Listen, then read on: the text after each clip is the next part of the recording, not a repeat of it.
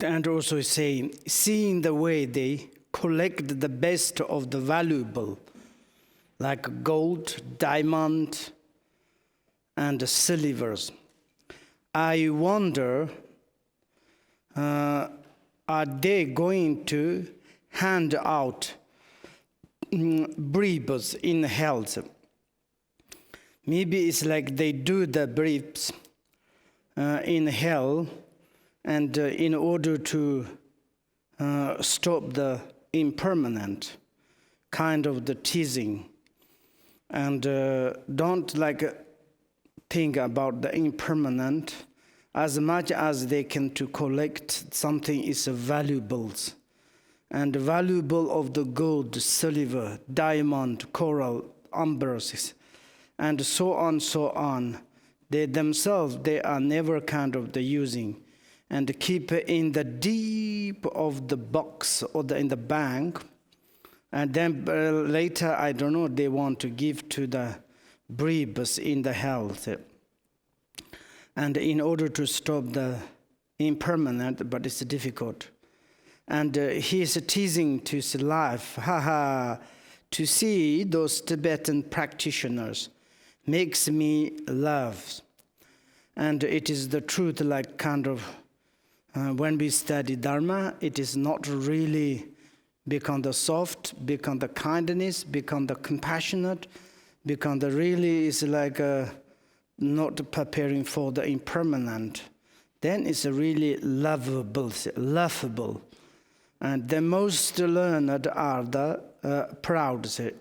It is the truth. Sometimes we are Dharma educations to make only like kind of the proud, arrogant. And it's difficult to bring into their own mind. They difficult to take the antidote, their own individual secret defects. And also it's like the to best meditators pile up the provisions and the riches. Of course, sometimes like meditators and to in city on the solitude place, there's different source and often to things, they all the time collect to them. And then it's like not thinking about the impermanent. And if these situations is not really Dharma practitioners, and also the solitary hermits, it grows themselves in the traveling this pursuit. And it's like sometimes they have in the retreat place, solitude place, rely on the hermitage place, but they say it's like practicing Dharma, but they have hundreds, thousands of the telephone numbers, WeChats, and also it's like connecting. They calling to there and this, and it's very much they giving advice and get the lot of informations. And they say you can come tomorrow, day after tomorrow. There's so many different. I don't know. I don't want to say this thing. And then it's not really Dharma practitioners. And then it's renunciated of the home and country, no to the shames. Someone's renunciated their homeland, and says like homeland is the really the it's like the source of the disturbing emotion. Then they left their homeland to go to the different countries, but they are not really practice the Dharma. They're doing very shame things. It's like kind of doing funny things, because here is not my land, not my people, nobody knows me, who knows me, and then they're doing funny things. This is not really is a practice, the Dharma. These kind of people are the immune to the Dharma. This kind of like the Dharma practitioners is we call the hypocritical Dharma, artificial practitioner of the Dharma, contaminated practitioner of the Dharma. And we never like kind of mix Dharma, our minds, and they are like studying Dharma is like kind of the tools to do some collect things, and this is Dharma has become the tools. in order to collect things, in order to make infamous or something. And in this perspective, and they are the reveal in the wrongdoings here. And in this case, it's like even the studying dharmas is not really benefit, not really virtuous. And only according to Dharma, they are doing the non-virtual things. And also sometimes some people say they can see the others dying, but have not understood that they themselves are also going to die. That is their like kind of the first mistake. And it's who is the first to die? Sometimes we say it's like this, make kind of joke maybe. Or this person's like persons to give the tradition of the death. Maybe there's no death system, not existent, but one person is showing the death systems, then it's started. And then it's like this kind of this person's very bad, this person's created, this person's done it. But reality is like many people, friends, families, others beings is already dead, dying. They will die as they, but our own self is like never concerning about impermanent.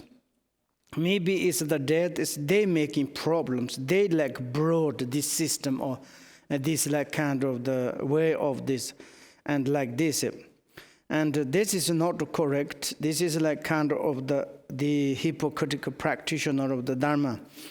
The meditation on impermanent is therefore the plug that opens the way to all the practice of the Dharma.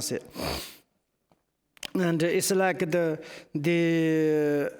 prelude is like preparation, open door, and the first like kind of the foundation, and that is the meditation of the impermanent.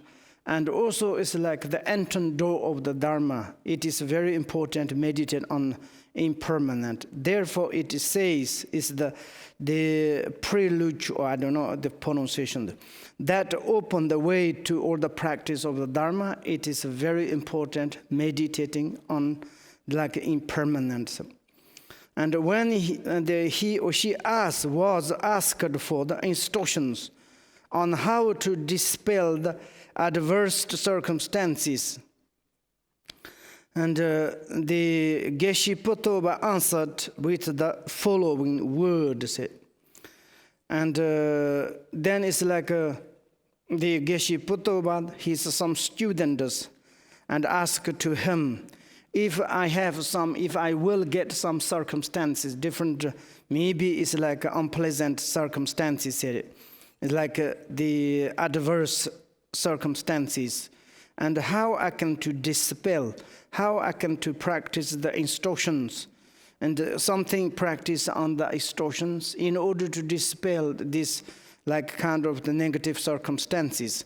Then is the Potobas, Geshe Potoba answered like this: think about death and impermanent for a long time.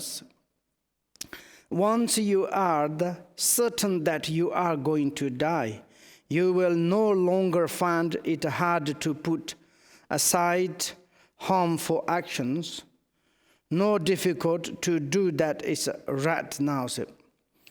And it's like here is like if we want to dispel the adverse circumstances, we need to abandon, to give up the harmful actions. We need to do the like kind of the right things. But to do the right things, to abandon to the wrong actions, and it's quite difficult to do it.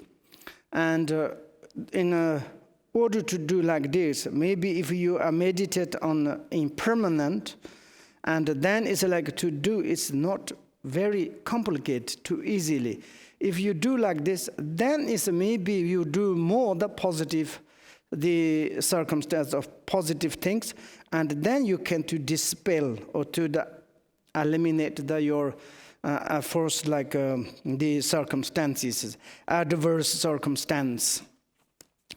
And also it's like after that, on the top of that, meditate for the long times on the love and the compassions.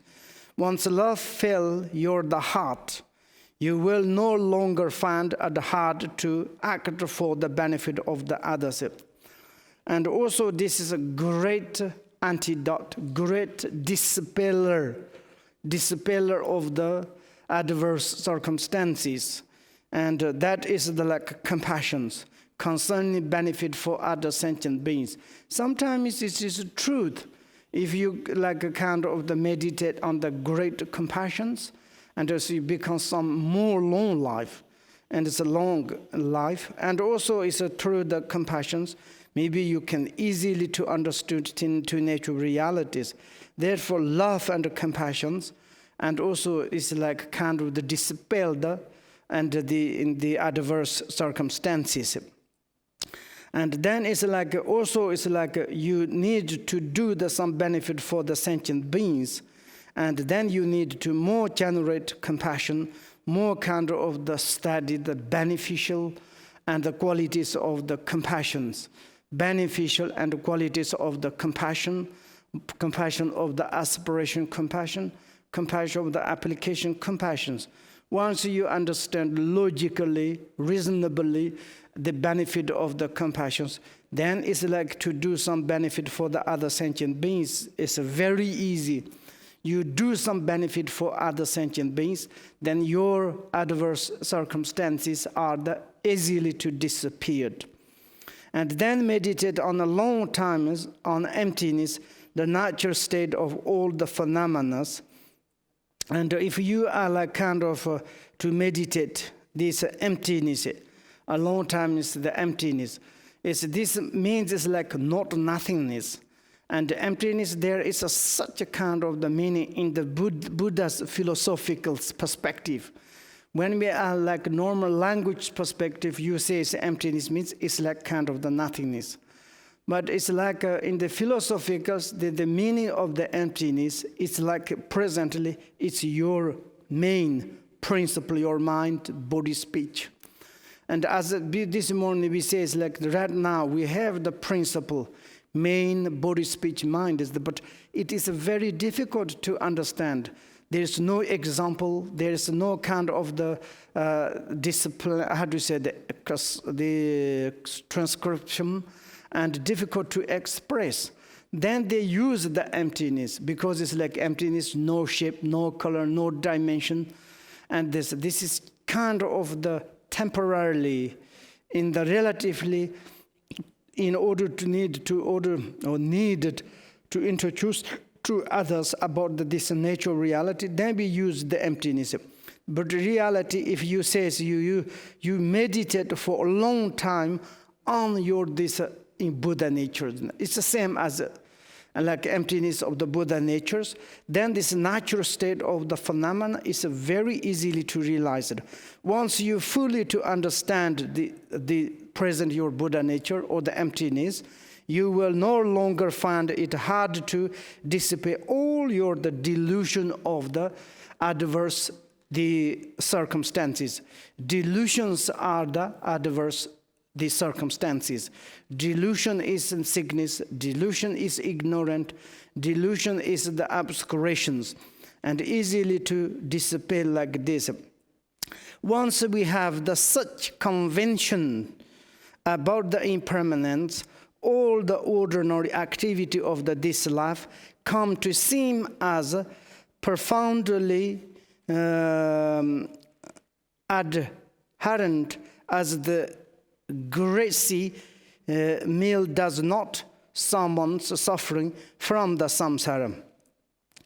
And it's a really to, you realize it, understood convictions about the impermanent, and then it's the worldly activities, worldly life. And this is the seems profoundly, it's the discussive of the things. For example, there is one is sickness, is the liver sickness, and the god blood sickness. If you have this sick and you give a tsamba to this person, it's very bad, immediately warming up. like this kind of food cannot to eat. And like this, someone's suffering from the samsara. Really, it is the samsaric situations, and then it's like completely hesitated, completely we have like kind of renunciations, abhorrent. You can say like this? I didn't read. Abhorrent or abhorrent. Can you? Do you have dictionary? Can you read properly? Huh? A lot. Oh, that is correct. A lot. Abhorrent. Yes? Huh?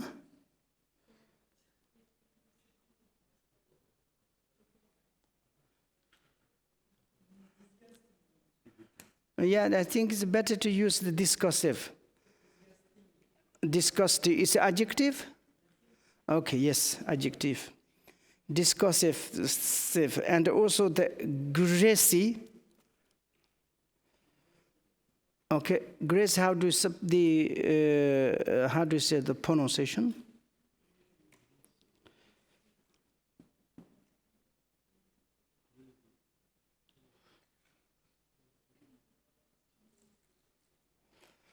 Gracie is like kind of the fat meal, rich meal, like kind of the fatty meal. Okay, it's like for like those of the someone suffering says. I think it's like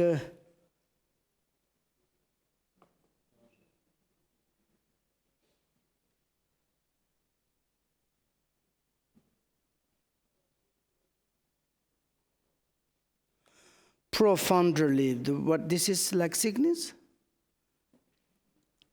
Huh? Yes, but there's sickness. Which sickness? Hepatitis, I said, but I couldn't find. Huh? Nausea. From the nausea, okay. Nausea sick persons, if you offering some food like grease meal, and in these persons, nausea sick persons have then when they see the food, it's very much disgusting things. They cannot to eat, immediately vomit up. And the same ways, if you understood the samsaric situations, then it's a samsaric, the like sufferings is become the like kind of the suffering of the meal. It's a greasy suffering meals, and you understood that, and you are kind of discussive when you understood or to see like this. That is quite easy, and also it's like my revealed master often used to say me. I think this is one is like probably maybe this is the Jarbanyuka, I think.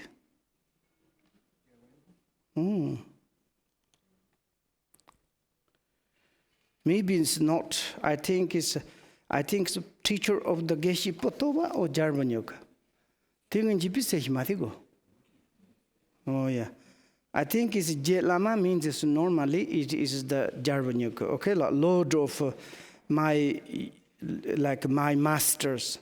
In Tibet, this is in the English, my revered masters is like Lord of my masters, often to used to sayings.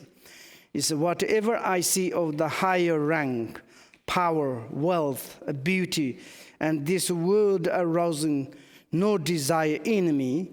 That is because seeing how the noble beings of the old spent their lives, I have just a little understanding of the impermanence. I have no deeper understand in the instruction than this to offer user. And it's like a nice, deeper instruction than this no offer user. And I think it's like maybe the Jigme Jarvanyuga often to say, it is like kind of the when I see the such a higher rank, like a rich, like a higher position, powerful person, wealth persons, it's beautiful or handsome persons, and hasn't got to rouse me any kind of desire in order to achieve this kind of the levels. That is because why there is the reason is I'm seeing how the noble beings, maybe it is like Jarvanyuga's teacher is the Rinzan Jigme Limba, and then it's like this and the old, like great master, they all mastered how they spend their lives. Then it's like I have just a little like understanding of the impermanence. From there, it's like a kind of the to receive a lot of instruction of the impermanent, and to realize that the real impermanent. Then this kind of like a situation, higher rank, power, like wealth, beauty, this kind of, it's never ever make their mind the desire in their minds. And they understood impermanent. I have no deeper instruction than these two offers. I haven't got much that can more like deeper than this kind of instructions. This is my deeper instructions, often like kind of the speaking like impermanence. So just how deeply have you become permeated with this thought of the impermanence. And it's like how much like permeated in your minds, how much you are concerned about the impermanent. And in such, there's a kind of the histories. If someone's mind is permeated, the realization of the impermanent, it is like this. You should be like the Geshe Karagomchonse, who went to the meditate in the mountain solitude of the Jomo Karak, this area, this mountains in this cave, in the province of the Zong. In the front of his cave, there was a thorn, this one's thorn bush, and thorn bush, which keeps catching on his cloth. At the first time, he thought, maybe I should cut it down. But then he said to himself, but after I may die inside this cave, I really cannot say whether I shall ever come out again alive. Obviously, it is more important for me to get on with my practice. And like this kind of, this Gereki Karagamchon's mind is permeated the realization of the impermanent, even like this, in his front of the cave, in this Jomo Karak, in the monastery, they had this mountain in the cave. And when he go out, and the thorn bush and making problem, this cloth, and go inside also making problems. But each moment concerning impermanent, he never like kind of want to cutting down. All the times thinking about impermanence. And also, so he says, coming back out, he had the supreme noble with the problem with the thorns. This time he thought, I'm not at all sure that I shall ever go back inside. When he go outside, and he start to want to cut, but this thorn needed to cut, there's preparations. Instead doing, maybe I need to practice Dharma better. Maybe if I'm not enter inside, then why I need to cut these trees like thorn bush. And if I'm going on like out, he thinking like this, in like thinking like this, then slowly, and so it went on for many years until he was uncompleted, the master, become the enlightenment. Then when he left, the bush was still uncut. And it's like really to say like this, he's become the enlightenment, he's like finished the retreat when he left from, and then this bush tree, this thorn bush is already over the cave. And then it's like this, maybe it's this. And so also Rinzan Jigme Limba would always spend the time of the consolation rishis, and say rishis, in autumn at the certain hot spring, the side of the pool had no step, making it very difficult for him to climb down to the water and in it.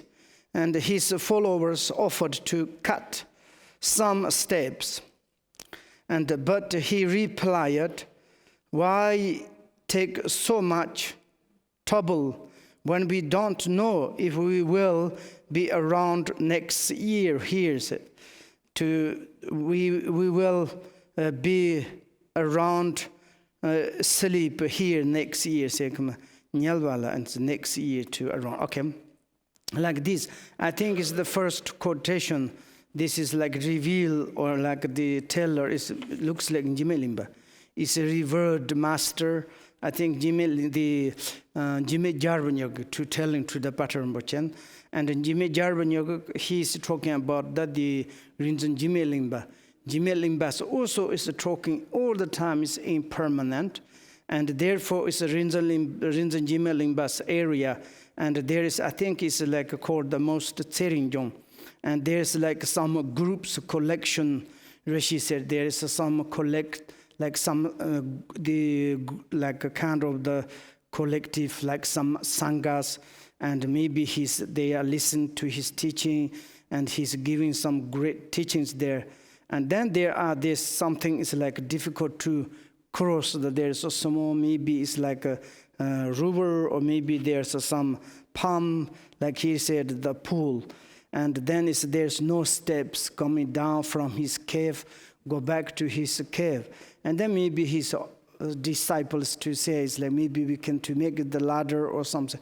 And he says, no, maybe we don't know next time we will be here or not. And maybe some place maybe making retreat, or maybe something is like this. Therefore, all the time is talking about the impermanent. Rinzan Jigme Limba is like a Buddha himself, looks like kind of manifestation as the human being. It is like a second. This kind of the great realizations also concerning like this give instruction about the impermanent. We would always be speaking of the impermanent, like that my master told to me. And also it's like, I think it looks like this, the first one is the Jigme Jarvanyok. And here also say, we would always speaking of, it's Rinzan Jigme Limbas. He all the time speaking about the impermanent. And that's the master told to me, means it's like Jigme Limbas told to the Jigme Jarvanyok, like this. And we too, as long as we have not fully assimilate such attitude, should meditate on it. Start by generating bodhicitta, and as the main practice, training your mind by all these various means until impermanence really permeated your very thoughts. And it's like this. Maybe it's like we need to meditate on again and again, and impermanent. And the realization of the impermanent permeated to our heart.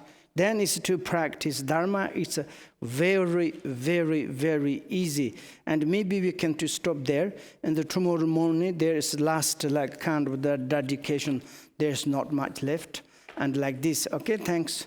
And for your intention, thanks for your patience, thanks for your diligence. Okay, then we can say tomorrow, you know. Today you lost diligent, I don't want to say. You are not much diligent.